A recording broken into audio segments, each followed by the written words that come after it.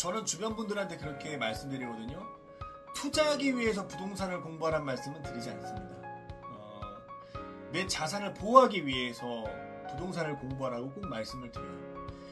왜냐면 제가 그걸 방어하지 못해서 재산을 한번 크게 잃어봤었고, 그걸 복구하는데 엄청난 시간이 걸렸고, 또 쓸데없는 막 병에도 걸리고 막 되게 힘들었던 시간이 있었기 때문에 저는 꼭 부동산은 공부를 해야 된다라는 위주입니다.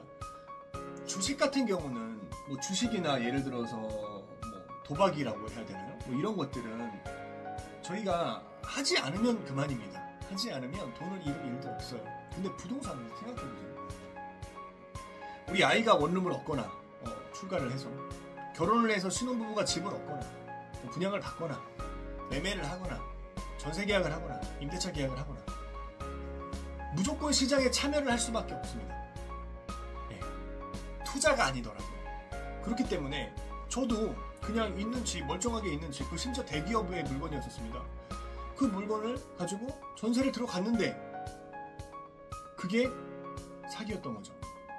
전혀 생각지도 않았었습니다. 생각지도 않은 일이 어느 날 갑자기 법원에서 명도, 그죠?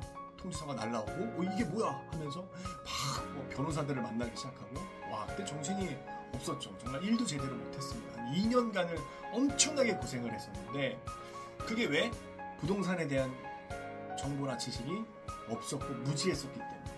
그래서 저는 부동산을 죽어라 공부를 했고 어떤 흐름에 대해서 공부를 했었습니다. 여러분들도 저는 딱 그러셨으면 좋겠어요. 그런 마음이셨으면 좋겠어요. 내가 무조건 경매를 하겠다 혹은 막 나와있는 금매를 사가지고 빨리 투자를 하겠다 이런 개념보다도 일단은 약간 방어적인 측면에서 내가 이런 것들은 어느 정도는 알고 있어야 나중에 큰 돈을 잃지 않을 것 같다.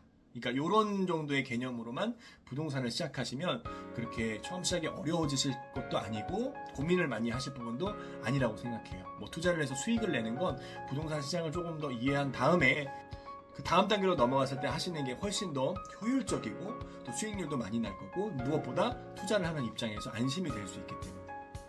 그래서 제가 드리는 말씀은 부동산은 무조건 알아야 돼요. 우리가 밥 먹는 법을 그냥 익힌 것처럼 우리가 그냥 뭐 소변이 마르면 화장실을 가는 것처럼 밥을 먹고 싶으면 밥을 만드는 것처럼 뭐 집이 더러우면 청소를 하는 것처럼 그냥 이 정도의 개념이라고 생각을 하셔야 됩니다. 왜? 내가 살 집은 어디에서건 어떤 물건이건 어떤 형태로건 내가 살아야 되니까 밖에서 살 건 아니니까 무조건 참여를 해야 되는 시장이기 때문에 그래서 그렇게 가벼운 마음으로 그냥 우리가 왜 대학교에서는 필수 교양이죠. 필수 교양. 인생의 필수 교양이다. 무조건 배워야 된다. 이런 생각으로 들어오시면 될 것 같습니다. 자, 부동산은 필수 교양입니다. 무조건 처음부터 배우셔서 잘 활용하시길 부탁드리겠습니다. 저희 필스테이트에서 도움 드릴게요. 함께 하시죠.